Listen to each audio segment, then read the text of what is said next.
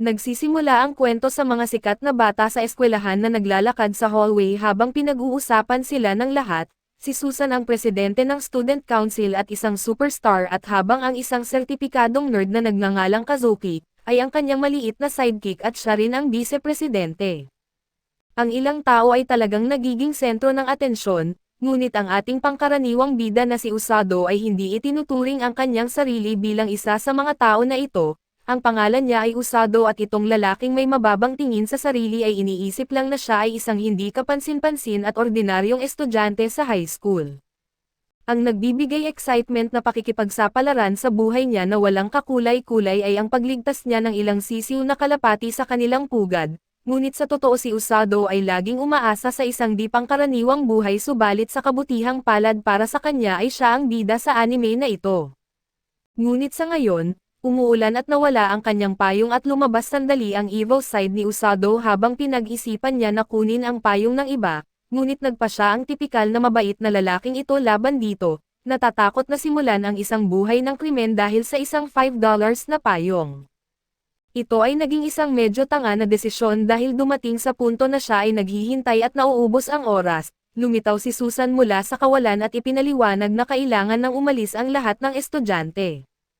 Talagang nakalimutan si Usado habang nagpasya siyang tumakbo pauwi habang maulan, ngunit pinigilan siya ni Susan at magmumukha itong masama para sa student council kung hahayaan lamang nilang mabasa siya sa ulan tulad ng isang kawawa, kaya dumating si Kazuki at pinapautang siya ng kanyang ekstrang payong. Sigurado si Usado na hindi alam ni Kazuki ang kanyang walang kwentang pag-iral, at lalo siyang nagulat ng mukhang mabait na tao si Kazuki at nag-alok sila na sabay-sabay na umuwi at itinuring ni Susan na parang tadhana na nagkita sila. Agad na nag-iba ang isip ni Usado na mahilig sa video games, sa pag-iisip na ang moment na ito ay parang bigla ang pagkakataon na makauwi kasama ang dalawa sa pinakasikat na estudyante sa eskwelahan. Muntik na niyang masira ang magandang sandaling ito nang sabihin niyang lahat sa eskwelahan ay maiinggit, ngunit mabuti na lang at hindi nila narinig ang kanyang lubos na nakakahiyang komento. Sa kanilang maikling lakad, sinabi ni Usado kay Kazuki na hindi niya inaasahan na maging mabait ito dahil nakikita niya lamang ito na palaging napapalibutan ng mga babae. Binanggit ni Kazuki na kinausap niya lamang ang mga babae dahil sa awa at inasar siya ni Susan sa pagsasabing mas gusto niyang kausapin ang mga lalaki. Si Susan naman ay mas lalong hindi malalapitan para sa ating mahiyain na bida, dahil siya ang nangunguna sa klase sa lahat ng asignatura at mahusay sa lahat ng sports, lalo pang idinagdag ni Usado na maganda si Susan at hindi lamang sa panlabas kundi pati na rin sa kalooban. Si Usado na kumikilos na parang chismoso na reporter, ay naglakas loob na tanungin kung sila ba ni Kazuki ay magkasintahan, dahil pinag-uusapan ito sa buong eskwelahan. Naging medyo awkward ang paglalakad nila subalit ipinaliwanag nila na madalas lang silang magkasama dahil kapwa sila nasa student council. Humingi ng paumanhin si Usado sa kanyang lubhang walang kwentang tanong, ngunit hindi naman ito seneryoso ni Susan dahil mas mabuti na iyon kaysa pag-usapan sila. Nagpatuloy ang kanilang nakakaantok na pag-uusap habang pinag-uusapan nila kung ano ang gagawin nila pagka-graduate. Wala pa rin sa mga hangal na ito ang may plano kahit na si Susan ay nasa 3 taon na, ngunit mayroon siyang malaking problema at ito ay hindi pa niya alam kung ano ang gusto niyang gawin at agad naman niyang nagagawa ang anumang layunin na kanyang itinakda para sa sarili, na tila ba nagpapahiwatig kung ano ang mangyayari. Ipinaliwanag ni Susan na pakiramdam niya ay hindi siya nababagay sa mundong ito at ikinagulat ito ni Usado. Magkaiba talaga ang dalawang ito ngunit naunawaan niya ang pakiramdam na iyon at nakakainip na pag-uusap ito na halos hinahangad ko na sana'y bumisita si Tropcon sa kanila. Ngunit biglang tumigil ang lahat ng marinig ng dalawang miyembro ng student council ang mga kampana. Lumalakas ang tunog ng kampana subalit wala ni isang tunog ang naririnig si Usado at nang lapitan ni Usado ang kasama niya, isang magic circle ang lumitaw sa lupa at nagtaka siya kung ito ba ay isang gate papunta sa ibang mundo. Sa halip na matakot, si Susan ay mukhang masaya pa at nagtataka kung iniisip ba ni Usado na makakahanap sila ng magic, mga halimaw at mga bayani sa ibang mundong ito at nagulat si Usado na interesado siya sa ganitong bagay, ngunit wala ng oras at sila ay dinala palayo. Sa huli ay nagising si Usado at nalaman niyang nakaupo sila sa harap ng isang hari at tama na ang pagkakatakot at pag-iingat ng mga lalaki, ngunit may mali sa utak ni Susan dahil sa excitement lang ang nararamdaman niya. Ang hari na may pinakapangkaraniwang pangalan ay nagpakilala bilang si Lloyd. Gusto ni Kazuki na skip na ang mga pagpapakilala at agad na hiningi ang dahilan kung bakit sila dinala ni Lloyd sa kaharian. Pinigilan ni Lloyd ang kanyang high blood na bantay mula sa pagtatangka na patayin si Kazuki dahil sa kanyang kawalang galang at ibinunyag na siya ang hari. Nagulat pa rin ang mga lalaki maliban na lang kay Susan na masayang masaya. Pagkatapos ay ibinunyag ni Lloyd na sila ay tinawag upang maging mga bayani na nagpapakatotoo sa mga pangarap ni Susan at 2 taon na ang nakalilipas, hinatake ang mundong ito ng hari ng mga demonyo at ng kanyang hukbo. Nakayanan nilang pigilan sila, kaso lang lumalakas ang kapangyarihan ng Demon Lord at bilang huling paraan, tinawag nila ang mga natatanging individual mula sa ibang mundo na maaaring makaharap sa Demon Lord gamit ang isang ipinagbabawal na ritual na kilala bilang Hero Summoning. Sinubukan ni Usado na ipaalala sa excited na si Susan na seryoso ang kanilang pag-uusap at nagalit si Kazuki. Wala siyang pakialam sa mga bayani o Demon Lords at galit na sila ay tinawag ng walang pahintulot. Tumanggi siyang maging isekai dahil hindi siya ang bida at iginiit na ibalik sila sa kanilang mundo, kaso lang sa kasamaang palad para sa side character na ito, tanging isang direksyon lang ang gumagana sa Hero Summoning kaya hindi sila makakabalik. Gusto pa rin ni Kazuki na bumalik sa kanyang sitwasyon na maging pogi para sa mga babae sa kanilang mundo, ngunit humingi ng paumanhin ang hari dahil desperado sila sa tulong at ang reklamo ni Kazuki ay nagtulak sa mga bantay na patahimikan siya sa pamamagitan ng pagbanta na gawin siyang isang karakter na hindi na umiiral. Pinapakalma ni Usado ang high blood na bantay at nakakagulat na nagmakaawa ang hari sa harap nila, nangako siya na hahanapin niya ang paraan para makabalik sila pagkatapos, ngunit nakiusap na tulungan muna sila ng mga bayani. Sa wakas ay tumigil si Susan sa kanyang pagiging fan ng pagiging isekai, at nagtaka kung bakit tinawag sila ng hari na mga bayani nang hindi alam ang anumang bagay tungkol sa kanila. Isang maliit na dork na nagngangalang Wedgie ang nagpaliwanag na ang Hero Summoning ay idinisenyo upang pumili ng mga natatanging individual. Ipinaliwanag niya na ang pagkarinig sa mga kampana bago sila tinawag ay nagpapahiwatig na sila ay mga bayani. Ito ay masamang balita para sa ating bida na si Usado dahil siya lang ang hindi nakarinig ng pagtunog at nagtataka siya kung aksidente ba siyang nadala. Dinala sila ni Wedgie sa isang crystal ball na sumusukat sa kanilang mga kakayahan sa mahika. Nagtataka si Kazuki kung okay lang ba si Usado dito, ngunit ayos lang siya dahil sinabi sa kanya ni Wedgie na baka makagamit siya ng mahika kahit na hindi siya bayani. Iniisip ni Kazuki na dapat mas galit si Usado kaysa sa kanya kaso hindi siya katulad ni Kazuki na reklamador. Tinuro niya na dapat subukan nilang maging katulad ni Susan na sobrang excited, siya ang unang sumubok at ang kulay ng kristal ay nagpapakita ng kanyang kakayahan sa Thunder Magic at hindi lang iyon, mayroon din siyang maraming mana. Hindi maipaliwanag ni Susan ang kanyang kaligayahan at ngayon ay si Kazuki naman ang susunod. Bahagya pa lang niyang nahahawakan ang bagay at namangha na si Wedgie. Nang mag-iba ng kulay ang kristal at naging puti, ito ay nagpapahiwatig ng light magic at sigurado si Susan na ibig sabihin nito ay kayang maglabas ni Kazuki ng laser beams mula sa kanyang mga mata, o mas malakas pa at baka kaya niyang gumamit ng mga espada na gawa sa liwanag. Tinukoy ni Usado na si Kazuki ay hindi kasing weirdo ni Susan at marahil ay walang ideya sa sinasabi niya. Ngunit sinaway siya ni Susan dahil sa kanyang matatalas na salita at napagtanto ni Susan na gusto niya ang paraan ng pagsasalita ni Usado at unti-unting nasira ang perpektong imahe niya kay Susan sa tuwing ito ay nagsasalita. Ipinaliwanag ni Wedgie na ang light magic ay lubhang bihira at iilan lamang ang makakagamit nito, ang liwanag ay nagtataboy ng kasamaan kaya ang kapangyarihan nito ay walang katulad laban sa mga demonyo. Mataas ang ipinakitang level ng unang dalawa, ngunit ngayon ay oras na para sa ating bida na si Usado at umaasa si Usado na magkakaroon siya kahit na kaunting kapangyarihan, dahil ang humble na bata ay umaasa lamang na makatulong kina Susan at Kazuki sa kahit anong paraan. Natuwa siya nang mag-iba ng kulay ang kanyang kristal at iniisip ng lahat na ito ay isang kakaibang kulay, ngunit ang hitsura ni Wedgie ay nagpapakita ng ibang larawan dahil siya ay nagulat sa pagbabago ng kulay at agad na hinihila si Usado palayo nang hindi nagsasabi ng kahit ano. Dali-daling dinala ni Wedgie si Usado sa hari at ipinaliwanag na ang dalawa ay may mahusay na kakayahan, ngunit may mas mahalagang bagay siyang ipapahayag at natawa si Haring Lloyd bilang biro tungkol kay Usado na may affinity sa dark magic. Ngunit napatahimik ang lahat ng ibunyag ni Wedgie na ang kristal na bola ay nagpalit ng kulay at naging berde. Nagulat pati ang mga bantay at nagsimula ng magsalita si Wedgie kung ano ang ibig sabihin nito, ngunit pinigilan siya ni Haring Lloyd dahil ayaw niyang banggitin ang mga salitang iyon at nagsimulang magtaka si Usado kung talaga bang ganoon kasama ang kanyang magic affinity. Doon ay nananatili siyang nalilito dahil agad na inutos ng hari na siya ay dalhin palayo sa kastilyo sa lalong madaling panahon. Sinubukan nilang isipin ang pinakaligtas na lugar na lilipatan niya at nagtataka si Usado kung talaga bang mapanganib siya.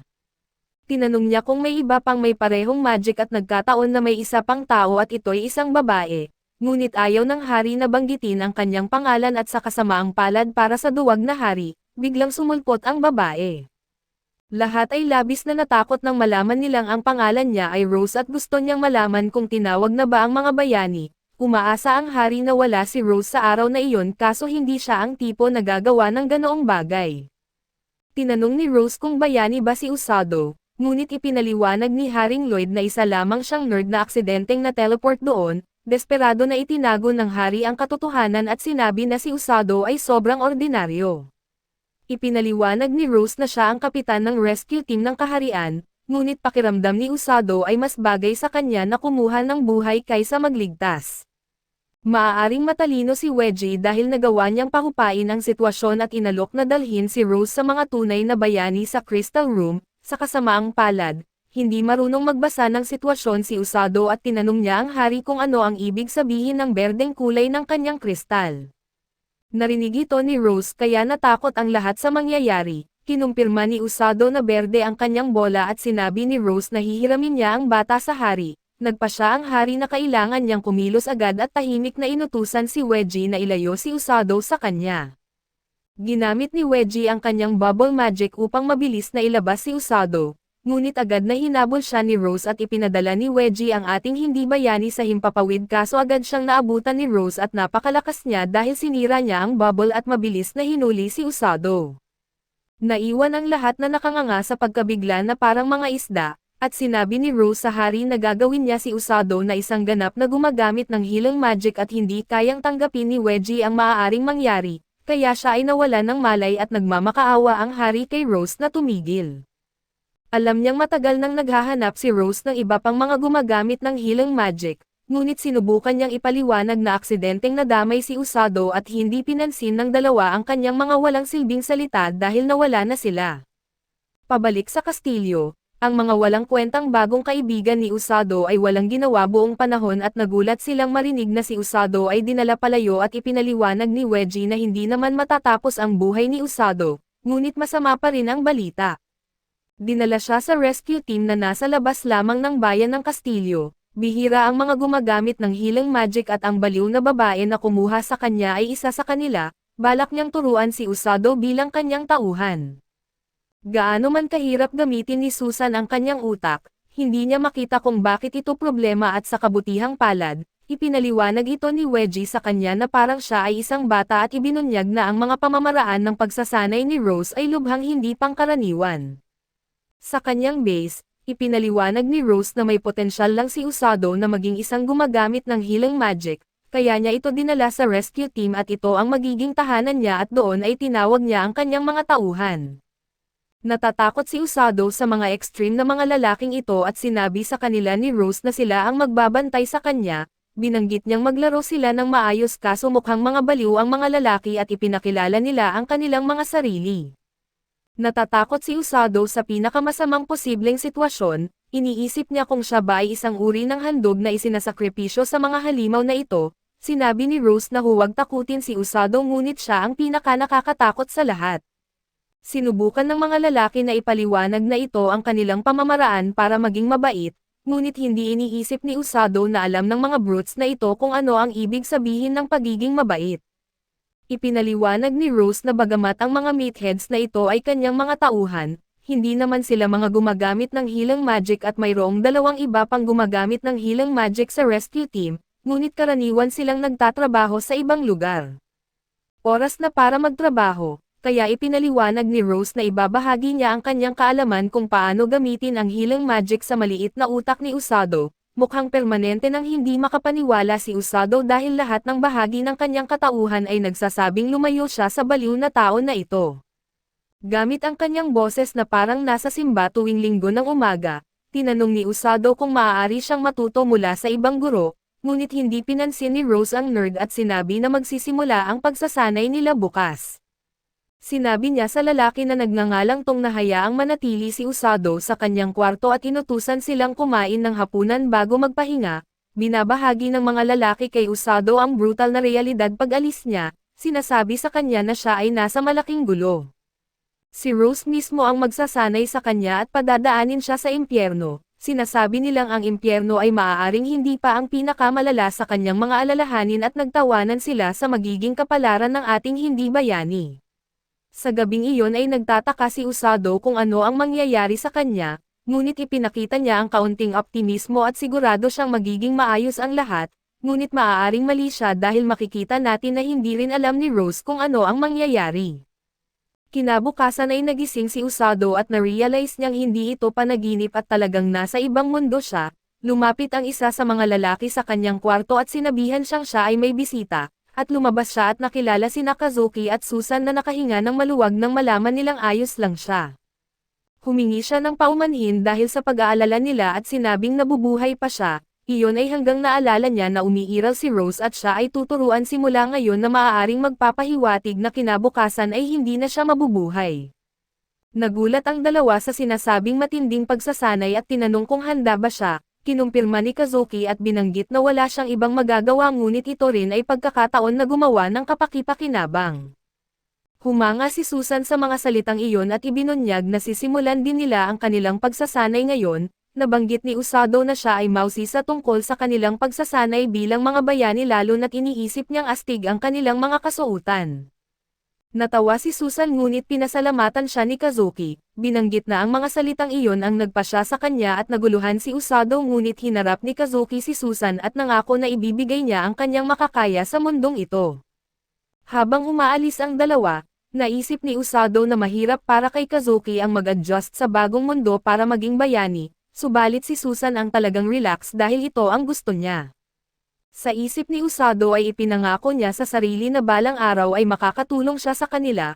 Biglang lumabas si Rose at nagtanong kung wala na ba ang mga bayani. Natakot si Usado na bumalik sa realidad at hindi nakasagot. Tinanong niya kung may magandang usapan ba sila at naging robot mode si Usado at nagpasalamat sa kanyang pag-aalala. Pagkatapos ay ipinaliwanag ni Rose na hindi siya nasa bilangguan at maaari niyang makita ang kanyang mga kaibigan kung kailan niya gusto basta hindi oras ng pagsasanay. Nagpasalamat si Usado at binigyan siya ni Rose ng isang diary. Ipinaliwanag niya na dapat niyang isulat ang kanyang mga karanasan sa pagsasanay o anumang gusto niyang isulat at babala niya. Magsisimula sila pagkatapos ng almusal at ang unang araw ni Usado sa pagsasanay ay kabaligtaran ng impyerno. Sa madaling salita, ang unang gawain niya ay ang mag-concentrate at mag-relax at naramdaman niya ang isang bagay sa kanyang dibdib. At ipinaliwanag ni Rose na iyon ay mahika at tuturuan niya si Usado kung paano ilabas ito mula sa kanyang katawan. Nalilito si Usado kaso sinabi lang sa kanya ni Rose na mag-focus muna sa pakiramdam ng mahika. Pagkatapos ng pagsasanay na iyon, inutusan siya ni Rose na magbasa ng aklat. Naguluhan si Usado dahil hindi niya maintindihan ang wika sa mundong ito. Subalit nang buksan niya ito ay napagtanto niyang nababasa at naiintindihan niya ito at ipinaliwanag ni Rose na nang siya ay tinawag sa ritual ng bayani, lahat ay binigyan ng translation spell. Gamit ang mga larawan, ipinaliwanag ni Rose ang kanilang kasalukuyang lokasyon at kung saan naninirahan ang mga demonyo. Napagtanto ni Usado na malapit sila sa isa't isa at sinabi ni Rose na ang Linger ay unang target ng mga demonyo. Pinayuhan niya si Usado na basahin ang aklat upang matuto tungkol sa mga bansa, lahi, at mga demonyo sa mundo at nagsimula ng magbasa si Usado kaso iniisip niya na madali lang ang pagsasanay na ito. Ngunit iba ang ikalawang araw dahil pinilit siya ni Rose na tumakbo na wala namang kinalaman sa mahika, sa ikatlong araw ay pinapatakbo siya hanggang sa hindi na makayanan ng kanyang katawan. Bumigay ang kanyang katawan at nahulog siya. Subalit nagalit si Rose at tinanong kung bakit siya nagpapahinga at ipinaliwanag ni Usado na sumuko na ang kanyang mga binti ngunit binigyan siya ni Rose ng healing magic. Napagulong siya sa sakit hanggang sa napagtanto niyang wala na siyang nararamdamang sakit. Tinawag siya ni Rose na basura habang ipinaliwanag na gumaling na ang lahat ng sakit ng kanyang kalamnan dahil sa mahika. kaya dapat siyang muling tumakbo at doon ay tumayo si Usado at tumakbo para sa kanyang buhay, ngunit sinabi sa kanya ni Rose na kahit mamatay siya ay bubuhayin niya itong muli para lang tumakbo. Naisip ni Usado na wala sa katinoan si Rose, ngunit may paraan siyang ilabas ang kanyang inis sa pamamagitan ng pagsusulat sa kanyang diary at sa ika-4 na araw, nagsimula si Usado na magsanay kasama ang iba pang miyembro ng kanilang grupo. Subalit ininsulto siya ng mga bandido habang sila ay nag-o-overlap sa kanya sa takbuhan, sumali rin si Rose sa pang-iinsulto dahil wala raw militar na pagsasanay na walang pang-iinsulto. Lalo lang nitong pinaplanong bumawi si Usado sa pamamagitan ng pagsusulat sa kanyang diary, patuloy siya sa pagtakbo sa ika-5 at ika-6 na araw, ngunit patuloy pa rin siyang ininsulto ni Rose dahil sa kanyang bagal. Humantong ito sa pagyakap niya sa sahig at muli, nagdesisyon siyang ilabas ang kanyang sama ng loob sa diary pero habang sinusubukang bumangon, napansin niyang nagliliwanag ang kanyang kamay. Naguluhan siya dahil mukhang healing magic ito ngunit hindi niya maintindihan kung bakit ito na-activate. Sa ika-7 araw ay medyo iba ang nangyari at tumakbo siya hanggang sa mapagod at naging punching bag ni Rose. Lumapit si Rose sa kanya at sinabi na mas lalo siyang magiging mahigpit habang mas kinaiinisan siya ni Usado. Nagulat siya nang ma-realize na binasa ni Rose ang kanyang diary at mukha siyang baliw, ngunit imposibleng marunong siyang magbasa ng lingwahe ng Hapon. Pagkatapos ay binuhat niya si Usado at inihagis sa ere at inutusan siyang tumakbo. Nangako si Usado na habang nasa ere ay mula ngayon, tatawagan niya si Rose na muscle-headed demon gorilla sa kanyang diary. Ang ika-8 at ika-9 na araw ay halos pareho lang, tumakbo hanggang sa mapagod, mabugbog at ulitin ito buong araw. Ngunit, hindi niya napansin na nagagamot niya ang kanyang sarili tuwing siya ay nasasaktan at napagtanto niya kinalaunan na natural na niyang ginagamit ang healing magic dahil hindi na siya nakakaramdam ng sakit o pinsala. Napagtanto rin niya na ayaw niyang gumamit ng healing magic dahil kailangan niya ito at hindi dahil inutos ito sa kanya. Muling tumakbo si Usado at nagsimula magbago ang mga bagay sa ika-10 araw, dahil alam na niyang gamitin ang mahika kaya't nakakatakbo na siya ng hindi napapagod. Ngunit sa kaibuturan ng kanyang isip ay may pagdududa pa rin siya kung makakatulong ba siya kina Kazuki o Susan, dahil tanging pagtakbo lang ang kaya niyang gawin at hindi niya tinatanong si Rose tungkol dito, dahil alam niyang muling sisipain siya nito. Subalit sa sandaling iyon, inutusan siya ni Rose na tumakbo ng 30 laps na may bilis at tulan, bagamat naiinis ay ipinangako ni Usado na tatapusin niya ang pagsasanay na ito at ipapakita kay Rose kung sino ang boss. Subalit hindi ito nagtagal dahil kinabukasan, idinagdag ni Rose ang 1,000 push-ups sa kanyang programa sa pagsasanay at napagtanto ni Usado na hindi niya kayang gawin ito mag-isa, kaya't patuloy siyang gumagamit ng healing magic upang matiyak na kaya ng kanyang katawan ang pagsasanay. Tinanong siya ni Rose kung bakit siya pinipilitan na sinanay ang kanyang katawan, halos tumigil si Usado para sumagot pero ipinaliwanag ni Rose na kailangan niyang tumakas mula sa kaaway sa larangan ng digmaan. Naguluhan dito si Usado, kaso inihayag din ni Rose na kailangan niyang iligtas ang kanyang mga nahulog na kasamahan at kung kaya't mas mabilis siyang tumakbo, mas mabilis niyang maligtas sila.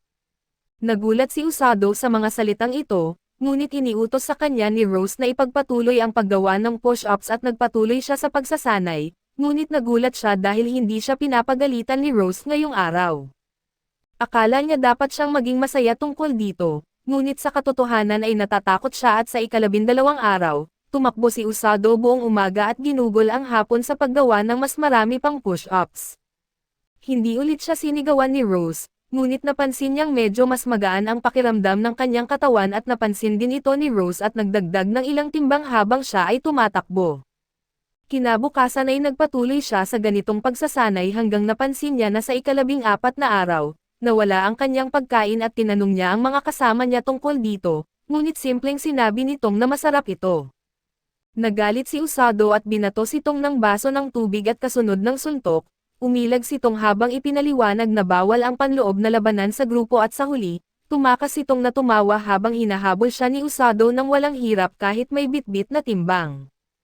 Napagtanto niya na baka siya ay na-brainwash na dahil hindi na siya masyadong nagrereklamo. Sa ika-21 araw ay binisita siya ni Kazuki at Susan kasama ang prinsesa at isang knight. Nagulat sila nang makita si Usado na gumagawa ng push-ups habang nakaupo si Rose sa isang malaking bato sa ibabaw niya.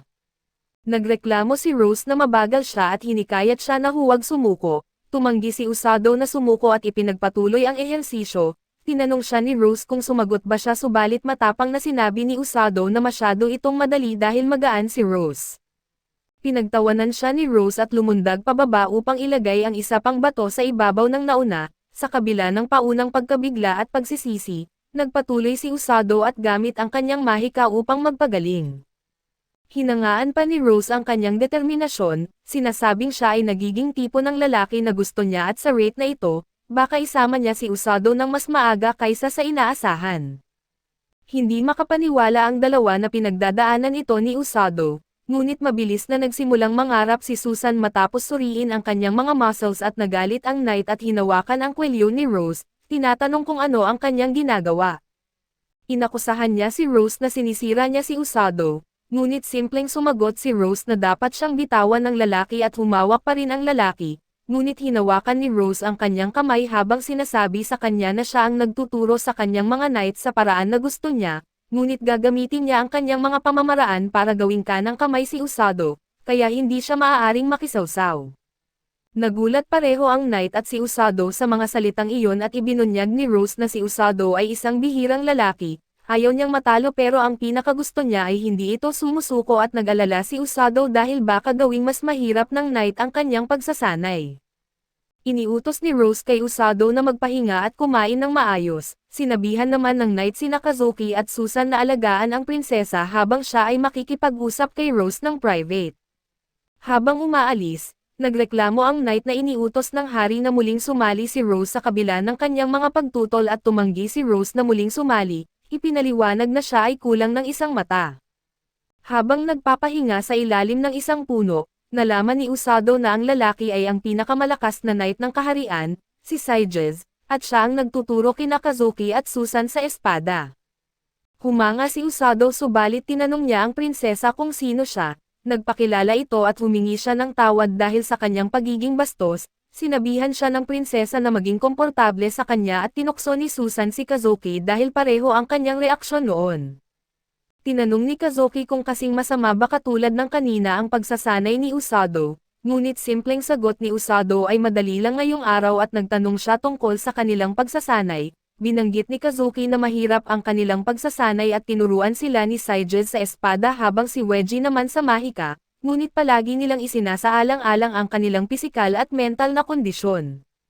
Iniisip ni Usado na normal iyon subalit iba talaga si Rose at humingi ng tawad si Kazuki, ngunit hindi maintindihan ni Usado kung bakit at sinubukan na kumuha ng isa pang hiwa ng pie. Ginamit ni Susan ang pagkakataong ito upang suriin ang muscles ni Usado. Nahiya si Usado pero tuwang-tuwa si Susan sa kanyang malalaking abs, kahit ang prinsesa ay hindi mapigilan ang kanyang kuryosidad. Ipinagpatuloy ni Kazuki ang pagsasabi na naramdaman niyang nahihirapan si Usado. Kinumpirma ni Usado na talagang mahirap ito sa simula at gusto niyang tumakas, ngunit ayos na siya ngayon. Naging mausisa sila at ipinaliwanag niya na natatakot siya kay Rose, ngunit hindi niya nararamdaman na gusto niyang tumakas dahil nasisiyahan siya sa pagsasanay at pamumuhay dito. Humanga si Susan na nakahanap na siya ng lugar kung saan siya nabibilang kaso tinawag ito ni Usado na pagiging matigas ang ulo. Ipinakita niya ang kanyang hilang magic at ipinaliwanag na dahil sila ay lalaban bilang mga bayani, nais din niyang tumulong sa isang bagay at habang nag-uusap, ginamit ni Susan ang pagkakataon para maglandi kay Usado at sinasabing iligtas siya nito kapag kailangan niya.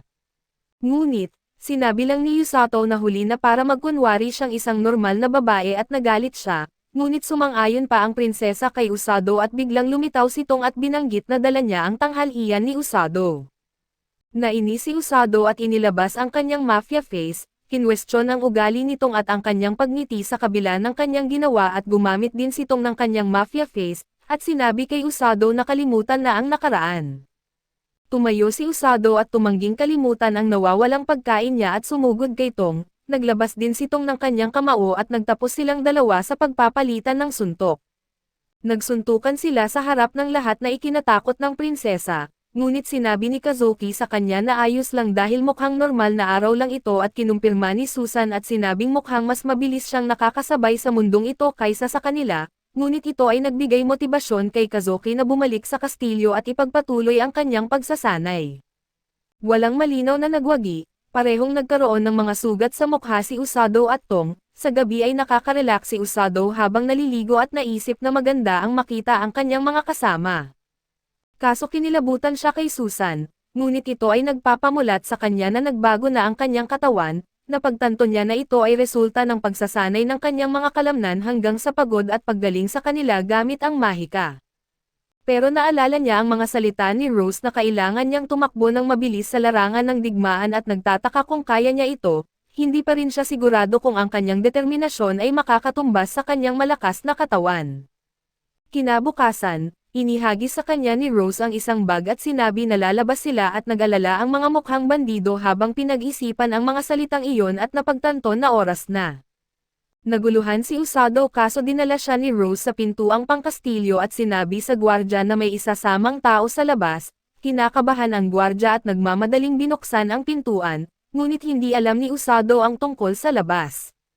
Naglakad sila at tinanong niya kung saan sila pupunta, subalit sinabi ni Rose na manahimik siya at sumunod at makalipas ang ilang oras ay narating nila ang isang bangin at ipinakita ni Rose na sa harap niya ay may kagubatan na tinatawag na Darkness of Linger, na kilala dahil sa mapanganib na mga halimaw. Binigyan niya si Usado ng kanyang utos na maaari lamang siyang umuwi pagkatapos pumatay ng isang Grand Grizzly. Sinubukan ni Usado na tumanggi at binabanggit na ang halimaw na iyon ay karaniwang nagiging pinakamalakas na halimaw pagkalipas ng 100 taon at hindi rin niya alam kung paano lumaban, dahil tanging pagtakbo lang ang itinuro sa kanya ni Rose. Naiinis si Rose at itinapon niya ang ating manggagamot na salamangkero sa kagubatan. Bago siya mahulog sa kagubatan, inactivate niya ang kanyang healing magic at matagumpay na lumapag sa lupa habang binabalutan ang kanyang katawan ng healing magic. Nakahinga siya ng maluwag dahil buhay pa siya, at nagpasalamat sa Diyos sa pagbibigay sa kanya ng healing magic, ngunit naalala niya ang utos ni Rose at kung paano patayin ang hayop na Grand Grizzly. Biglang lumitaw ang Grand Grizzly mula sa likuran at nagpanik ang ating manggagamot na salamangkero at hinabol siya nito. Tumakbo si Usado patungo sa kabilang bahagi ng kagubatan, naisip niyang hindi niya kaya na talunin ang Grand Grizzly na ganoong kalaki. Subalit naalala niya ang mahirap na pagsasanay ni Rose at nagdesisyon siyang lumaban, ngunit agad din siyang tumakas matapos makita ang dalawa pang Blue Grizzlies na humahabol sa kanya. Bago siya mahuli ay tumalon siya mula sa bangin at nahulog sa water spring, kaya nailigtas niya ang kanyang buhay at pagkatapos nun ay nagtago siya sa ilalim ng isang puno at naisip niya si Rose at kung gaano karami ang pagkain ang ibinigay nito sa kanya. Nagtataka na sana ay binigyan siya nito ng gamit para makapagsimula ng apoy para makatulog siya ng mahimbing sa kagubatan. Subalit kumain siya ng pagkain at nagdesisyong hatiin na lang ito sa isang araw at ipagpabukas na ang iba. Kinabukasan sinimula ni Usado na magtipon ng impormasyon tungkol sa Grand Grizzlies at sa kanilang mga tirahan. Nakarating siya malapit sa yungib kung saan nakakita siya ng marka ng kuko ng Grand Grizzly. Naniniwala na malapit ito, ngunit narinig niya ang isang tunog mula sa malapit na palumpong at umatras. Subalit ang tunog pala ay galing sa isang maliit na itim na kuneho na lumabas na sugatan mula sa mga palumpong. Ang ating manggagamot na salamangkero na si Usado, na may mabait na puso at hindi matiis ang makita ang iba na nasasaktan, agad tumungo dito at pinagaling ang sugatang binti nito gamit ang kanyang healing magic. Pagkatapos nun ay sinimulan siyang sundan ng itim na kuneho. Iniisip na mabait siyang tao kaso pinigilan siya ni Usado, ipinaliwanag na hinahabol niya ang isang nakakatakot na halimaw at ayaw niyang madamay pa ito. Gayunpaman ay nagpumilit ang kuneho at hinabol siya at nakita ito ni Usado. Naisip niya kung makakatulong ang kuneho at nagdesisyon siyang tanungin ito tungkol sa lokasyon ng Grand Grizzly, kaso nagulat siya matapos dalhin siya ng itim na kuneho sa lokasyon ng Grand Grizzly na lumalabas na ito'y isang pamilya ng 3. Nagpasalamat siya dito dahil sa tulong at nagpatuloy sa pagmanman sa kanila. Pagkalipas ng ilang araw ay naubos na ang kanyang tubig at nagsimula siyang uminom ng tubig ilog, na naging masama para sa kanya dahil nagkasakit siya sa tiyan at hindi niya magamot ang sakit gamit ang healing magic. Bumalik ang itim na kuneho at dinala siya sa isang lugar sa pagitan ng mga puno. Doon ay nakakita siya ng malinaw at malinis na tubig at uminom, natuklasan niyang mas mabuti ito kaysa sa dati niyang tubig. Biglang nakaramdam ng takot ang itim na kuneho sa isang bagay at umakyat sa puno. Hinikayat si Usado na umakyat din doon at tiningnan ni Usado ang itim na kuneho na nagpapakita ng takot na ekspresyon at nagtaka kung ano ang kinakatakutan nito. Biglang lumabas ang isang malaking ahas mula sa kagubatan at nagbigay ng nakakakilabot na pakiramdam kay Usado. Pagkatapos makita ang laki nito ay naniniwala siya na kung malapit siya dito ay mapapatay siya agad. Gayunpaman, napagtanto niyang kailangan niyang patayin ang Grand Grizzly at makauwi ng ligtas, kung hindi ay baka matagpuan niya ang malaking ahas at nagdesisyon siyang pumunta sa lokasyon ng mga Grand Grizzlies. Ngunit pinigilan siya ng itim na kuneho at ibinunyag na mapanganib na lumabas sa kagubatan habang umuulan. Sumang-ayon ang manggagamot na salamangkero at nagpahinga ng isang araw. Kinabukasan ay narating niya ang lokasyon ng mga Grand Grizzlies ngunit natagpuan niyang patay na sila. Nagtaka siya kung ano ang nangyari sa kanilang ngunit nakita niya ang mga marka ng kagat. Naniniwala na ang higanteng ahas ang pumatay sa kanila at ipinaliwanag niya na hindi lang para sa pagkain pinatay ng higanteng ahas ang mga ito, kundi para sa kasiyahan. Biglang nakita niya ang anak ng Grand Grizzly na lumabas mula sa lupa at nagtaka kung paano ito nakaligtas. Naisip niya ang utos ni Rose na patayin ang isang higanteng grizzly at pagkakita sa isang batang grizzly, naniwala siyang maaari niyang matapos ang kanyang gawain ngunit nag-atubili matapos makita ang batang grizzly na umiiyak sa tabi ng mga bangkay ng kanyang mga magulang. Ang ating manggagamot na salamangkero ay inihayag na baka dinaan siya sa mahirap na pagsasanay para lamang talunin ang halimaw na ito at para matapos ang misyon na ito, ngunit hindi niya nagustuhan ang nangyari sa mga magulang ng batang grizzly. Kaya doon ay nagpasya siyang bumawi para sa kanilang kamatayan at tumungo sa looban ng kagubatan. Sa kaharian ay bumisita si Nakazuki at Inakami sa headquarters ng rescue squad para makita si Usado. Doon ay sinabi sa kanila nitong na nagsasanay siya sa kagubatan at 10 araw na siyang wala. Sa kabila ng kanilang pagpupumilit, hindi sinabi ng mga bandido sa kanila ang tungkol sa kanyang pagsasanay at umalis sila. Sa daan ay nag-aalala si Kazuki kay Usado at tinanong si Inakami tungkol dito, na ibinunyag na naniniwala siya sa kanya at magiging ayos lang siya sa ilalim ng pamumuno ni Miss Rose at kinabukasan ay kinain ni Usado ang natitira niyang pagkain, at nagtungo sa lokasyon ng higanteng ahas at hiniling sa itim na kuneho na pangunahan ang daan. Pagdating doon ay natakot ang ating manggagamot na salamangkero sa laki ng ahas, subalit nakita niya ang batang grizzly na binubugbog na nito, sa kabila nito ay naniniwala siyang walang makakatapat sa nakakatakot na hitsura ni Miss Rose at sumugod siya rito gamit ang kanyang sibat. Sinubukan siyang kainin ng ahas, ngunit mabilis siyang umiwas at gumanti sa pamamagitan ng pagtama sa isa sa mga mata nito gamit ang kanyang sibat, bagamat tinamaan siya ng buntot ng ahas. Mabilis siyang nagpagaling at naniwala na kaya niyang harapin ito at muling sumugod siya, at sa pagkakataong ito ay kinagat siya ng ahas sa kanyang kaliwang braso, kaso ginamit niya ito bilang oportunidad dahil nasa loob na ng bibig nito ang kanyang kamay at ginamit ang kutsilyo sa kanyang kamay para putulin ang loob ng ahas. Biglang nakaramdam siya ng pagkahilo at naisip na baka dahil ito sa lason ng ahas sa kanyang katawan. Gayunpaman ay ibinunyag ng ating manggagamot na salamangkero na natukoy na niya kung paano gamutin ang kanyang mga panloob na bahagi, binanggit ang insidente niya sa tiyan sa kagubatan. Pagkatapos ay umakyat siya sa katawan ng ahas kasama ang tulong ng batang grizzly, nahawak naman ang buntot nito gamit ang kanyang mga kamay at tinamaan ito ng isang malakas na suntok na sanhi ng pagbagsak nito sa lupa, at sinimulang tusukin ang sugatang mata nito ng sibat habang hawak ng batang grizzly ang buntot nito. Biglang nagtagumpay ang kanilang kombinasyon at nawalan ng malay ang ahas. Nagpasalamat ang batang grizzly sa kanya sa pamamagitan ng pagdila sa kanyang pisngi at pagyakap sa kanya, ngunit sa kanilang gulat, bumangon ang higanteng ahas at lumapit sa kanila. Bago niya sila mapatay, naisip ni Usado si Rose at sinisi ito sa paglalagay sa kanya sa sitwasyong ito, at tinawag itong halimaw, bruto at ogre. Biglang dumating si Rose at lumapag sa bungo ng higanteng ahas. Pinatay ito agad at nagtaka si Usado kung bakit nandito siya, at ibinunyag ni Rose na ang itim na kuneho ay alaga niya at pinadala niya ito para bantayan siya. Ibinunyag niya na naghihintay siya sa gilid ng kagubatan kung sakaling may masama na mangyari sa kanya, gayunpaman ay hindi sana siya makialam sa pangyayari subalit nang makita niya ang higanteng ahas ay wala na siyang magawa. Ipinahayag niya na ang higanteng ahas ay isang halimaw na binago ng hukbo ng demonyo at hindi ito matatalo kahit ng mga sigils. Sa kabila nito, nagulat siya na ang higanteng ahas ay nakapatay sa Grand Grizzly na hindi kayang talunin kahit ng elite forces ng kanilang kaharian.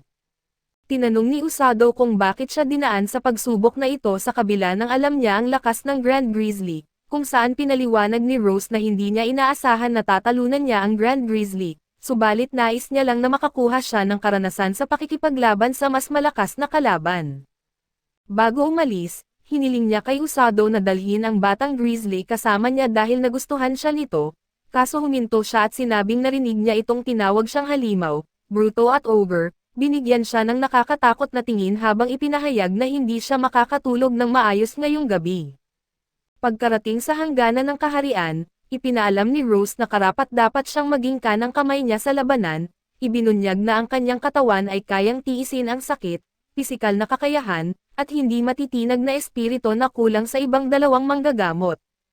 Pagkatapos ay ipinaalam niya na maghanda siya para sa laban dahil malapit nang kumilos ang hukbo ng Demon Lord at sa kastilyo ng Demon Lord, tinanong ng Demon Lord ang ikatlong commander ng hukbo na si Armyla tungkol sa kanilang paghahanda sa pagsalakay sa Linger Kingdom, kung saan sinabi niya na handa na ang lahat ng kanilang unit, at malapit na silang humakbang papuntang Linger Kingdom.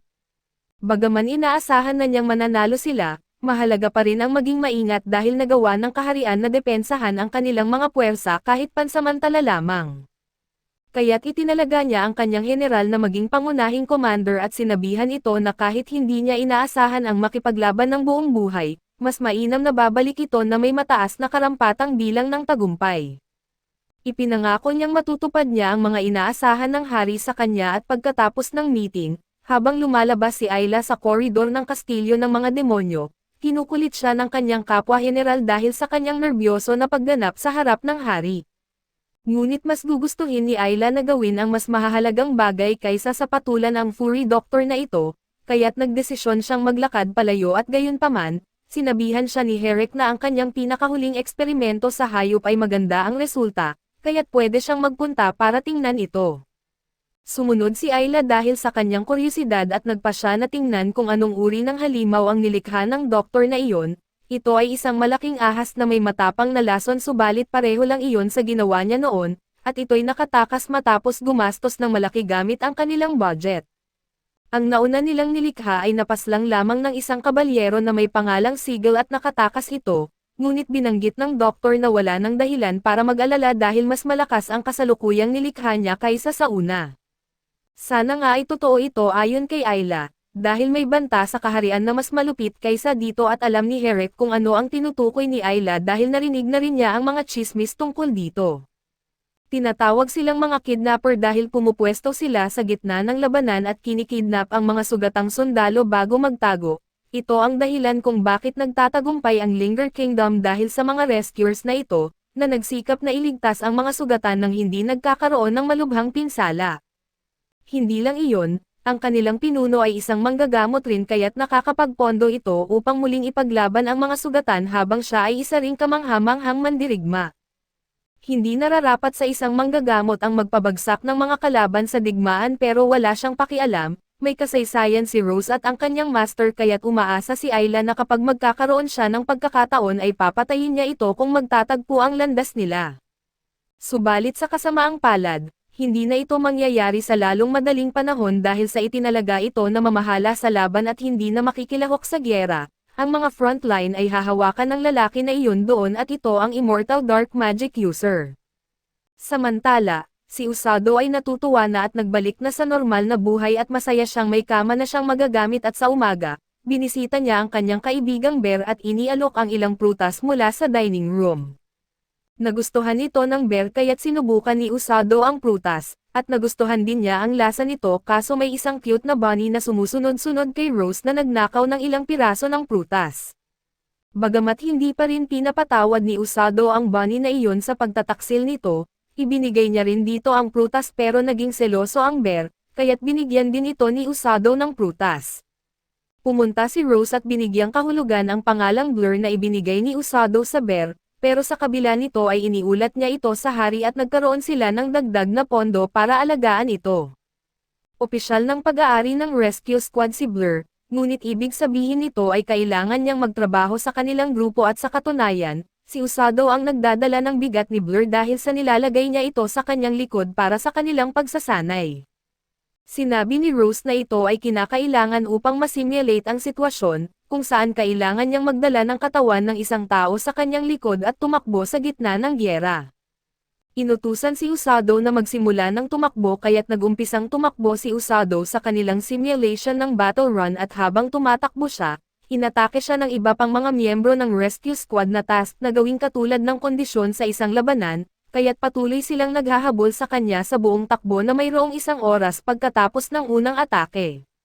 Si Usado ay bigla na namang inatake ng isa sa mga kalaban na biglang sumulpot mula sa lupa at ng isa pang nagtatapon ng dumi at tubig sa kanya. Maraming iba't ibang bagay ang inihagis kay Usado, ngunit madali niyang naiwasan at naiiwasan ang karamihan sa mga ito. Gayunpaman, habang nagtatagal ang 6 na oras ng takbo, napagtanto niyang mas pagod siya kaysa sa karaniwang pagod niya sa ganitong punto at sa huli ay nag-collapse siya. Alam niya na karaniwang magiging maayos siya sa pagtakbo ng 6 na oras ng tuloy-tuloy, ngunit bigla na lang bumigay dito ang kanyang katawan at lumapit si Rose sa kanya at ipinaliwanag na ang dahilan kung bakit mas pagod siya ngayon ay dahil sa stress, pag-aalala at pagkakapikon na kaakibat ng paligid ng isang labanan. Ang mental na paghihirap ay unti-unting tumutuloy hanggang hindi ka na makakapagpatuloy sa pisikal na aspeto, at walang paraan para maiwasan ito at kailangan mong masanay ang sarili mo para dito. Ginagamot ni Rose si Usado at sinabi sa kanya na kapag naibalik na ang kanyang antas ng magic, dapat siyang pumunta sa bayan at tumakbo roon bago bumalik sa palasyo para sa iba pang bahagi ng kanyang pagsasanay, at sa kanyang likuran ay kinakarga pa rin ang bear na si Blur. Ginawa ito ni Usado ayon sa mga tagubilin ni Rose, at asahan na pinagtitinginan siya ng mga tao habang tumatakbo sa buong bayan na may bitbit na isang asol na grizzly bear. Ngunit sa paglipas ng panahon ay napagtanto ng mga tao na isa si Usado sa mga miyembro ng rescue team, kaya't alam nila na wala silang dapat ikabahala. Kinilala nila ito sa maruruming kasuotan na isinusuot niya at sa mga miyembro ng rescue team na paminsan-minsan ay tumatakbo sa bayan, kaya't kahit na may kasamang delikadong halimaw sa kanyang likuran, hindi sila nagugulat. Sa paglipas ng mga pangyayari, naaamoy ni Blur ang masarap na amoy at pinapapunta si Usado para sundan ang amoy na ito. Dinala sila ng amoy sa isang tindahan kung saan ibinebenta ang masarap na prutas na kanilang kinain kaninang umaga. Humingi ng paumanhin si Usado sa tindera dahil wala siyang pera para bumili, ngunit itinanong kung ano ang tawag sa prutas na iyon at ipinaliwanag ng tindera na ito ay isa sa mga signature fruit ng bansa. Nagtanong pa si Usado kung bakit hindi natatakot ang mga tao sa paligid dahil sa panganib na dala ng halimaw sa kanyang likuran, at ito ay naipaliwanag ng tindera na dahil alam nila na kabahagi siya ng rescue squad. Nakikilala nila ito sa maruming kasuotan niya at sa mga miyembro ng rescue squad na paminsan-minsan ay tumatakbo sa bayan. Nagpasalamat siya sa impormasyon at ipinangako ni Usado na babalik siya at bibili ng prutas sa susunod. Bago siya umalis ay inalok siya ng tindera ng isang prutas ng libre bilang tanda ng kanilang pagkilala. Pinasalamatan ni Usado ang tindera, ngunit hindi niya ito naisubo ng maayos dahil kinain ito ng buo ni Blur at may kasamang piraso ng braso ni Usado. Nagpatuloy si Usado sa kanyang takbo at habang umaalis, nakita natin ang isang babae na tumutulong sa tindahan at kinausap niya ang matandang babae at tinanong kung bahagi ba ng rescue squad ang lalaki na kakaalis lang. Mukhang may interes siya sa lalaki at habang papalapit na si Usado sa kastilyo, nagdesisyon siyang bisitahin ang iba pang mga kasama habang naririto na rin siya, subalit habang nagpapatuloy sa pagtakbo ay napansin siya ng isang lalaking blonde at nagsimula ring habulin siya kaso halata namang hindi siya makasunod sa takbo ni Usado. Nang makita ito ni Usado na parang mamamatay na ito sa pagkapagod sa pagsunod sa kanya, bumalik siya upang dalhin ito sa isang lugar kung saan ito makakapahinga at magpapagaling. Ang lalaking ito ay si Orga, isa sa mga manggagamot na nabanggit kanina at bagamat mukhang mabait si Orga kumpara kay Usado, totoo nga ang sinabi ni Rose na hindi ito matapang. Labis na na-impress si Orga sa kakayahan ni Usado na sumunod sa pagsasanay ni Rose, na sa kanya ay hindi magagawa at ang kapatid niyang babae ay isa ring manggagamot na 5 taon na mas bata sa kanya, at sila ay nagpapatakbo ng isang klinik sa bayan upang magpagamot ang mga mamamayan gamit ang kanilang mahika. Ngunit kung magaling si Orga sa panggagamot, bakit hindi niya magamot ang sarili para maibalik ang kanyang lakas habang hinahabol niya si Usado at ayon kay Orga, hindi siya magaling sa paggamot sa kanyang sarili subalit mas magaling siya kapag ginagamot niya ang iba. Tinanong ni Usado kung ano ang tungkulin ni Orga sa labanan, at sinabi nito na karamihan sa oras ay nananatili siya sa likuran habang daladala ng mga miyembro ng rescue team ang mga sugatan upang gamutin. Ibinuking ni Usado na hinihiling ni Rose na sumama siya sa frontline kaso sa totoo lang, hindi niya alam kung kaya niyang gawin iyon at naiintindihan ni Orga ang ibig sabihin ni Usado at ipinaliwanag na sa gyera, ang mga nasa pinakamatinding panganib ay palaging ang mga kawal at mage na nasa frontline. Ipinapaalala nito kay Usado na ang kanyang mga kaibigan ay nasa kategorya ng mga tao na inilalagay sa frontline at kailangang makipaglaban doon. Ang mga mandirigma sa labanan na nagiging sugatan ay karaniwang wala nang magagawa kundi maghintay sa kamatayan habang sila ay nagdurugo, at ang kanilang tanging kaligtasan ay ang mga manggagamot na nagmamadali na iligtas sila. Bagamat alam ni Orga na ito ay isang delikado at nakakapagod na trabaho, alam din niyang hindi si Rose pipili ng kasama sa laban kung hindi niya lubos na naniniwala na ito ay kakayanin at kailangan nang bumalik si Orga sa kanyang klinik bago magalit sa kanya ang kanyang kapatid, kaya't nagtungo na siya para magpatuloy sa kanyang pagsasanay. Bago siya umalis ay hinihiling ni Orga kay Usado na huwag masyadong mainis kay Rose dahil maaring maging seryoso ito sa ilang pagkakataon at habang umaalis si Usado, dumating si Ruro at ito ang kapatid ni Orga at pinagsabihan siya dahil umalis siya ng walang kasamang kapatid, ito'y dahil sa nag-aalala siya dahil ang stamina niya na para raw bata na 5 taong gulang. Si Orga ay nagsabi na okay lang siya, ngunit ang mas mahalaga ay nakilala niya ang isang napakahalagang tao at sigurado siya na magugustuhan siya nito sa kanilang susunod na pagkikita at pagdating ni Usado sa kastilyo. Nag-aalala siya na baka hindi payagan si Blur na pumasok dahil ito ay isang halimaw. Ngunit sa kanyang gulat ay binigyan na ng hari ng pahintulot na pumasok ito kasama ang bear. Pumasok si Usado sa kastilyo at nakita si Susan na nagka-training kasama ang ilang mga kabalyero, kaya't umupo sila upang mag-usap at sinimulan ni Usado ang kwento ng kanyang nangyari habang nagka-training, ngunit si Susan ay labis na abala sa kung gaano ka-fluffy si Blur at tinanong kung pwede niya itong lambingin.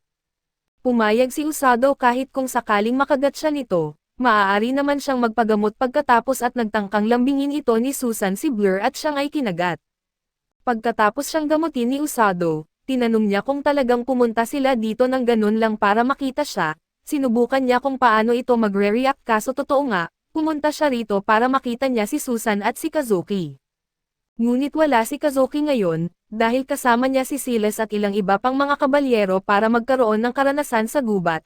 Sinabi ni Usado na sigurado siyang magiging maganda ang kanyang performance at pinuri siya ni Susan bago siya umalis para magpatuloy sa kanyang pagsasanay para sa araw na iyon.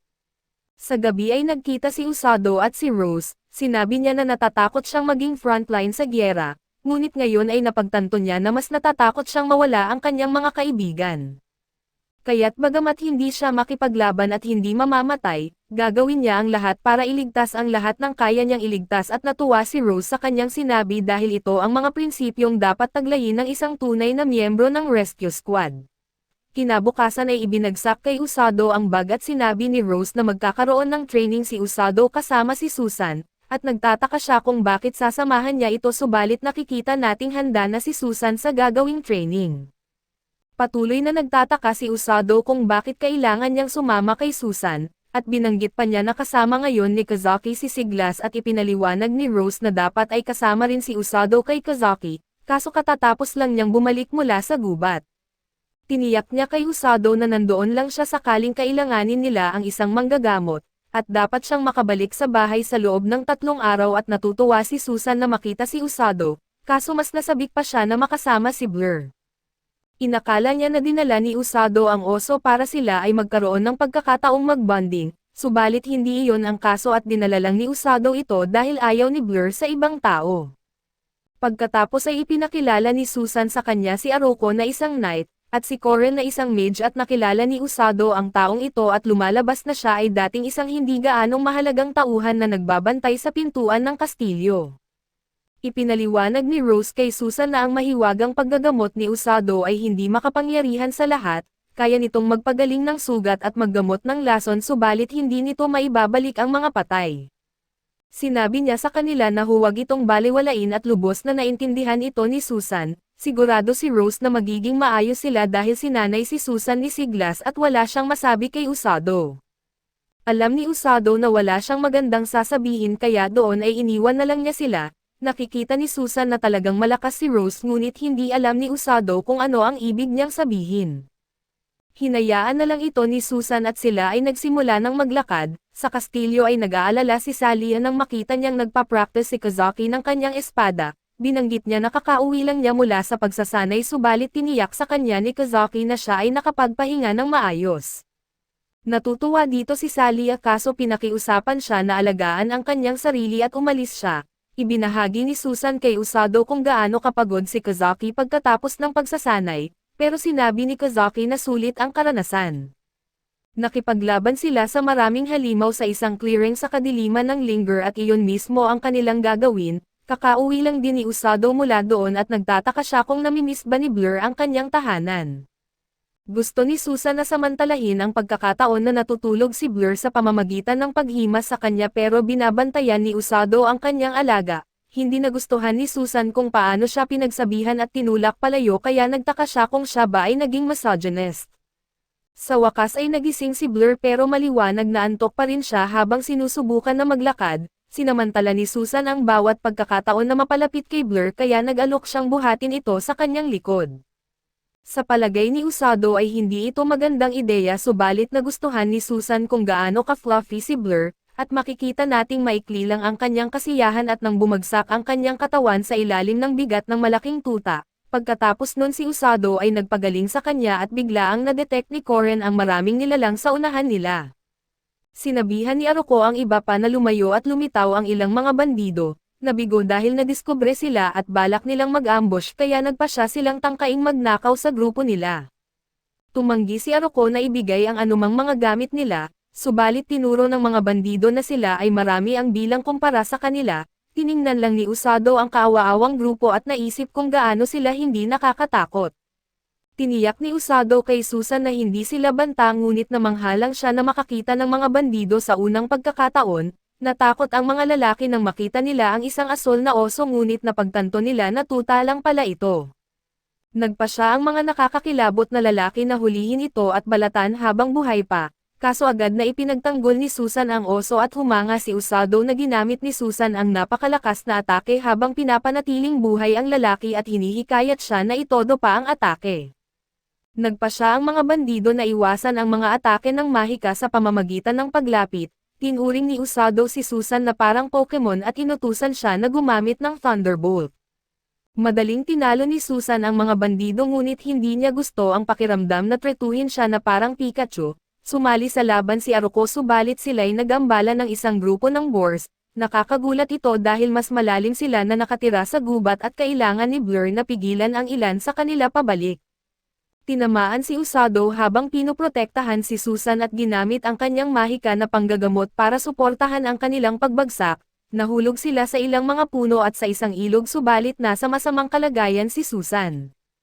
Napagtanto ni Usado na ito ang parehong ilog na kanyang dati nang napuntahan at naalala niya na may waterfall sa unahan. Sinabihan niya si Susan na huminga ng malalim at nawalan siya ng malay nang lumabas sa ilog. Napansin ni Susan na hindi na gumising si Usado kaya nangako siya na ililigtas siya.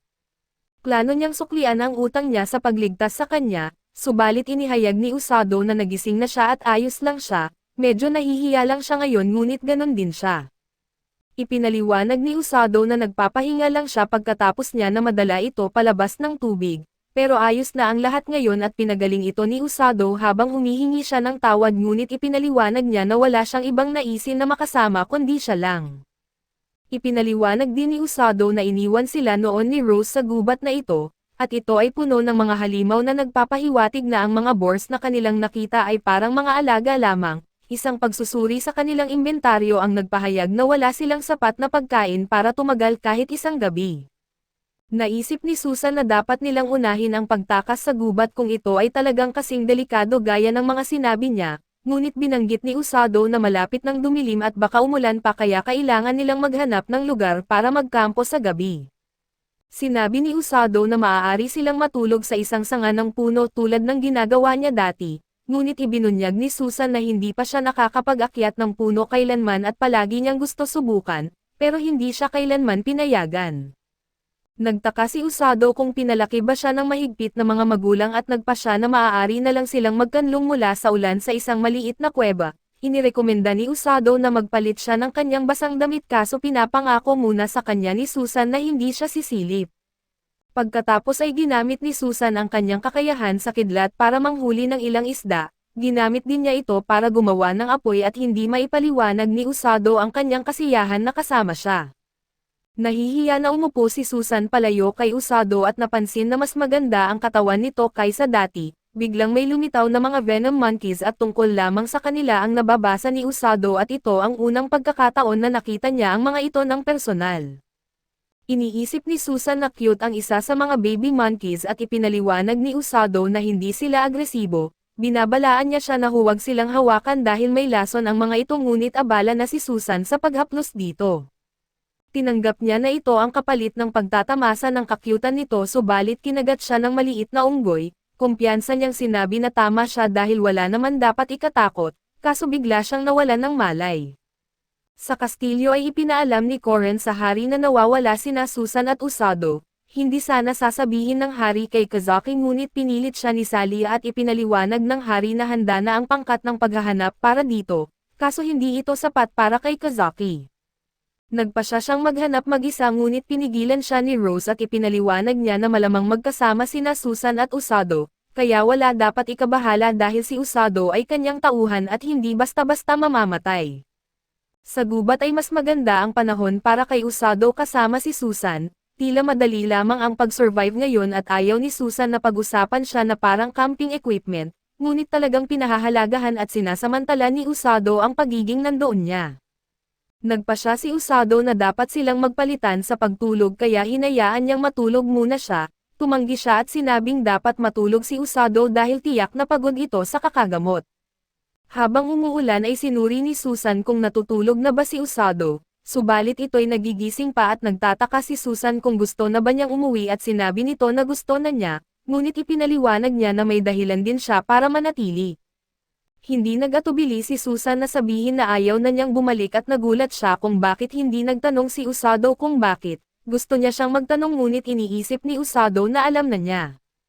Tama siya sa paghula na mas gusto na ni Susan ang mundong ito. Ipinaliwanag ni Susan na parang wala na siyang naiwan sa kanilang lumang mundo na kahit ang kanyang pamilya, mga kaibigan at kahit ang kanyang lumang sarili.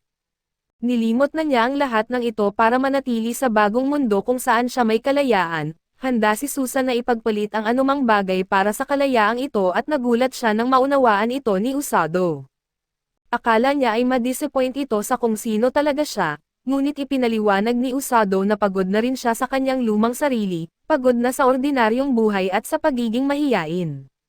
Nang sila ay unang dumating ay ayaw lang ni Usado na maging pabigat sa kanyang dalawang kaibigan, ngunit ngayon ay determinado siya na protektahan siya, si Kazaki at ang mga tao ng kaharian bilang miyembro ng rescue squad. Naiintindihan ito ni Susan at ipinahayag na gusto rin niyang protektahan ang mga tao bilang isang bayani. Nagkasundo sila na kalimutan ang kanilang lumang mundo at protektahan ang kanilang kasalukuyan. Namangha si Susan sa kung gaano na nag-matured ang kanyang kaibigan, binanggit ni Usado kung paano siya naging mas madaling lapitan ngayon. Dati ay inisip ni Usado na siya ay perpektong babae subalit nagulat si Susan dahil casual lang ang pakikitungo niya dito. Hindi naman ito problema para sa kanya dahil mas gusto niyang malapit sa kanya kaysa hangaan mula sa malayo. Nagkaroon ng kaunting pagkailang kaya nagpa siya si Usado na matulog na lang, ngunit inasar siya ni Susan tungkol sa pagiging flustered. Natutuwa si Susan na nagkaroon sila ng kanilang munting usapan at binati siya ng magandang gabi. Kinabukasan ay hinanap ng ating magkaibigan ang daan palabas ng gubat ngunit naramdaman nila na may lumalapit na hayop. Ang hayop na ito ay lumabas na si Blur lamang, na sa huli ay nagpapalambing kay Usado at kasama rin si Aruko ngunit pagod din. Nang siya ay makabawi, ipinaliwanag ni Aruko na sila ay nagsasaliksik sa palibot ng gubat nang biglang tumakbo si Blur mag-isa. Hinabol nila ito at ngayon ay napagtanto nila na marahil ay naaamoy ni Blur ang scent ni Usado. At biglang naamoy ni Blur ang isa pang scent at ipinaliwanag ni Usado na ito ang dating tahanan ni Blur. Ikinwento niya ang malungkot na pangyayari sa mga magulang ni Blur at lahat ay nakaramdam ng awa para sa maliit na tuta.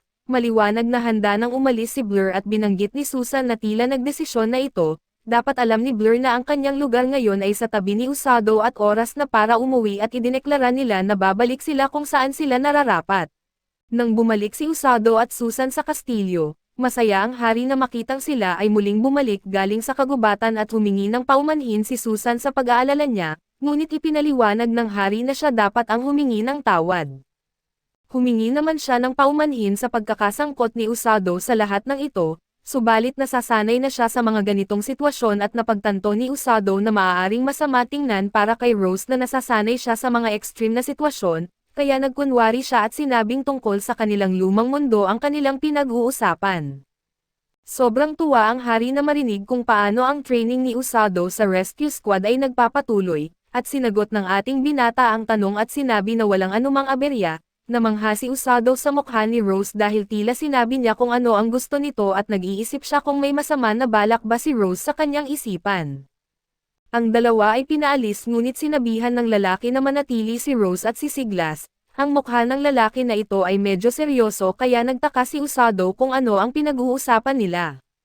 Dumating doon si Kazaki kaso sa tingin niya, masyadong formal ang pag-uugali ni Usado at lubos siyang nag-aalala sa kanila, at ipinaliwanag ni Sally na handa siyang lumabas ng kastilyo para sa kanila. Tinawag siyang reckless ni Susan kaso pinapaalala ni Usado na siya ay kinagat ng poison monkey. Sinubukan ni Usado na ibahagi ang munting kwento kaso sobrang nahihiya si Susan kaya hindi niya ito pinayagan. Binanggit ni Kazuki kung paano si Rose ay naging kumpiyansa sa kanila na magiging maayos sila sa kagubatan, pero iniisip ni Usado kung ano ang talagang ibig sabihin ni Rose, na mas madali ang kagubatan kumpara sa kanyang training. Natutuwa si Kazuki sa tiwala na ibinigay ni Rose kay Usado subalit sa tingin ni Usado, siya lang ay isang inosente at walang muwang na bata na nagtitiwala sa mga salita ni Rose. Hiniling ni Usado na huwag na siyang magbago at itinuturing na tanging siya at si Rose lamang ang dapat magsama. Naghihiwalay ang grupo at ipinakita ni Sally kung gaano na sila ka-close. Iniisip ni Kazaki na ang tinutukoy ba nito ay si Susan at Usado kaso ipinaliwanag niya na ang tinutukoy niya ay silang lahat. Nag-enjoy si Kazaki sa kanilang pagkakaibigan at ipinaliwanag niyang iyon ay dahil magkaibigan na sila bago pa man pumunta sa mundong ito.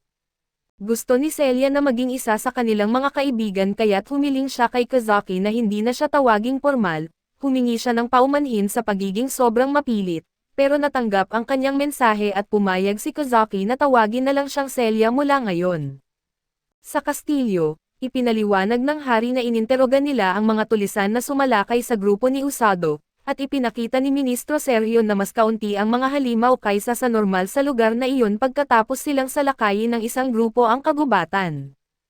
Ito ay kakaibang impormasyon na nangangahulugang ang mga halimaw ay naglalakad na patungo sa kagubatan. Inaasahan ni Siglas na ito ay isang hukbo ng Demon Lord na kakaiba sa kanilang nakaraang laban, malamang hindi na sila binabaliwala ng Demon Lord kaya't malamang na sila ay salakayin ng buong hukbo nito. Nag-utos ang hari ng isang tao na ipapaalam ito sa iba na nasa tungkulin ng digmaan na maging handa, at may isang kahilingan pa siya kay Rose na maging isang battalion commander ulit. Handa na dito si Rose kaso tumanggi siya at ipinaliwanag na siya ay may mas maraming kasalanan kaysa sa inaakala ng hari. Naalala ng hari sa kanya na siya ang unang healer na ginawaran ng posisyon bilang commander at nagtataka siya kung bakit siya sobrang mahigpit sa kanyang sarili, saka lang niya na-realize na hindi pa rin pala niya napapatawad ang kanyang sarili. Ipinaliwanag ni Rose na tinanggap na niya ang kamatayan ng kanyang mga kasamahan, at ang katotohanan na wala sa dami ng healer ang makakapagpadala sa kanila sa buhay, ang sugat sa kanyang kanang mata ay hindi na mawawala at laging magpapaalala sa kanya sa kanila. Sinubukan ng hari na ipaliwanag na hindi dapat sa kanya ang sisi na iyon, ngunit ipinunto ni Rose na namatay sila dahil sa kanyang kasakiman at ito ang kanyang parusa at hindi na niya ito malilimutan, kaya nga binuo niya ang rescue squad hindi para makipaglaban kundi upang mag-focus sa pagligtas ng mga buhay. Ipinaliwanag ng hari na maraming buhay ang nailigtas ng rescue squad sa digmaan 2 taon na ang nakalilipas, ngunit hindi sapat iyon para kay Rose at may ibang layunin din ang rescue squad, at iyon ay tulungan siyang hanapin ang isang kasama na hindi mamamatay. Ipinaliwanag ni Rose na ito ang layunin ng lahat ng kanilang pagsasanay at ang mahika ng pagpapagaling, ang determinasyon na matulak ang sarili sa labas ng mga limitasyon nito, at isang matibay na kalooban na hindi matatakot sa harap ng kalaban. Hinanap niya ang isang taong mayroong lahat ng tatlong katangian na iyon, at ang taong iyon ay si Usado at may instinct sa pag-survive, kakayahan sa pag-aangkop at determinadong mabuhay at higit sa lahat ay patuloy na nagtutulungan sa kanya at hindi susuko.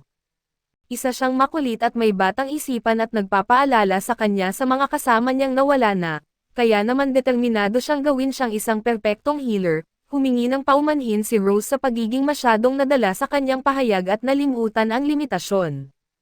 Kinabukasan, natagpuan ni Usado ang isang sulat na iniwan ni Rose para sa kanya at nababasa niya sa sulat na wala munang pagsasanay at sa halip ay nais niyang siya ang maghatid ng isa pang sulat. Sinabi ni Rose sa mga kaibigan na hindi siya magkakasabay sa hapunan kaya nagtataka si Usado kung nasaan siya. Sa ibang lugar, nagtatayo ng tulay ang mga demonyo at ipinahayag ni Amila na ibigay ng kanyang mga kasamahan ang lahat para sa Demon Lord. Nakatutok dito ang Black Knight at ipinapahayag na sobrang enthusiastic ni Amila. Nakakainis ito sa kanya ngunit ipinapaalala ni Amila na siya ang kanyang commanding officer. Ipinahayag niya na nasa parehong antas na sila sa ikalawang army. Pero iba na ang mga bagay ngayon at pinapakiusap siya ni Amila na sundin siya. Nang nakatapos ang tulay ay nagsimula na ang kanilang pagsalakay sa Linger Kingdom. Biglang nakatagpo ng Linger Scout ang mga demonyo pero hindi ito iniinda ni Amila. Dahil sa oras na kumalat ang balita ay huli na ang lahat at wala talagang ideya si Amila kung sino talaga ang scout na iyon habang pinapalipad ni Rose ang isang puno para sirain ang kanilang tulay. Galit na galit si Amila nang malaman na si Rose ang sumisira sa kanilang plano. Ito ay dapat sana'y isang reconnaissance mission lang para kay Rose ngunit natuwa siya sa oras na nasira nila ang plano.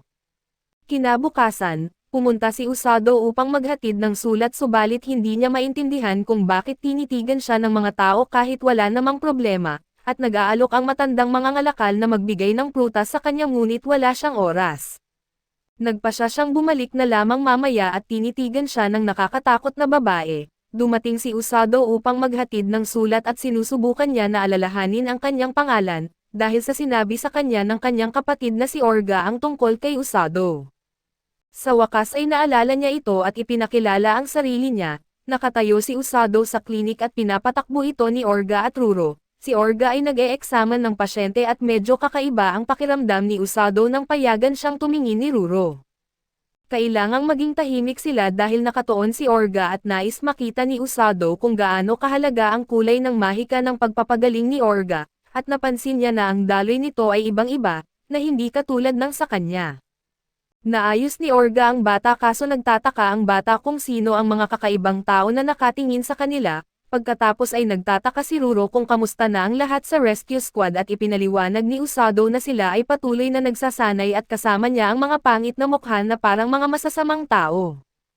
Naalala ni Usado na siya ay bahagi ng rescue squad, pero ipinaliwanag ni Ruro na kahit siya ay hindi niya kayang sumabay sa mga pagsasanay, maliwanag na nababahala si Orga sa pagbabasa ng sulat subalit itinatago niya ito at ipinaliwanag ni Ruro na si Rose at ang lahat ay inilaan ang oras nila para sa pagsasanay niya kasama ang kanyang kapatid nang una silang sumali sa squad. Labi silang nasa sabik rito kaso hindi ito nagtagumpay at hindi lamang si Usado ang nag-struggle na makasabay, siya rin ay natatakot kay Rose at halatang desperado si Rose noon, pero tinuro ni Ruro na tila mas masaya siya ngayon. Mayroon si Usado ng medyo kritikal na pananaw kay Rose kahit na siya ay masaya dahil mayroon na itong bagong punching bag.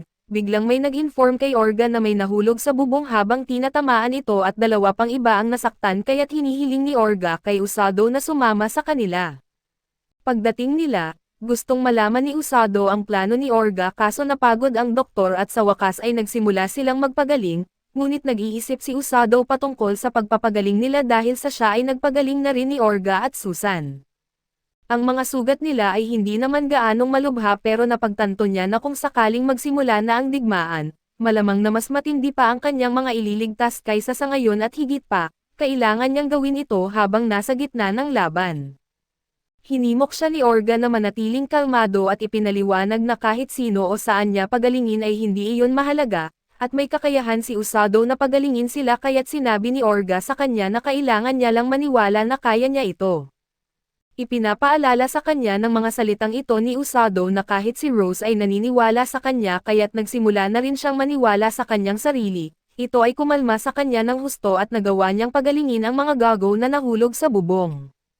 Pagkatapos, pinuri siya ng magkapatid at mahusay na nagawa ang trabaho ni Usado at hiningan pa siya ni Orga na dumalaw minsan para makatulong. Pumunta si Usado sa bahay at iniisip ni Ruro na ang gwapo ni Orga kapag nagbibigay siya ng payo kay Usado, ngunit sobrang seryoso si Orga.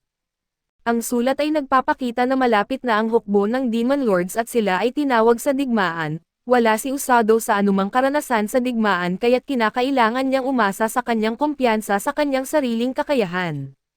Kumpiyansa si Orga na alam ni Rose ang kanyang ginagawa, ngunit sinabi niya na gagawin niya ang lahat ng kanyang makakaya. Ang digmaan ay nagsisimula, subalit ipinapangako ni Orga sa kanyang kapatid na lahat ay magiging maayos. Pumunta si Usado upang kumuha ng kanyang prutas, kaso nagtataka siya kung nawawala ba ang isang babae nang harangan siya nito. Sinabi ng kakaibang babae na si Usado lang ang makakakita at iyon ay dahil siya ang kinabukasan na maaaring makakapagpabago nito. Wala pang malay si Usado sa sinasabi ng babaeng ito, kaso nagulat siya nang magsimulang kumikislap ang mata nito. Nakita niya ang nakakabagbag damdaming mga imahe ng digmaan at mas lalo pa itong nakakatakot, nang makita niya kung paano pinatay ng Dark Knight ang kanyang mga kaibigan. Bumilis ang tibok ng puso ni Usado at sobrang natatakot siya na halos hindi na siya makagalaw. Ipinaliwanag ng babae na ginawa na niya ang isang malaking tulong at may tungkulin na ngayong bayaran ito. Si Usado ay hindi pa rin makapaniwala sa kung ano lamang ang kanyang nakita at ang misteryosong batang babae ay tumakbo na lang palayo. Kaso dito muna matatapos ang recap natin sa anime na ito. Antabayanan po ninyo sa susunod na linggo ang bago nitong episode.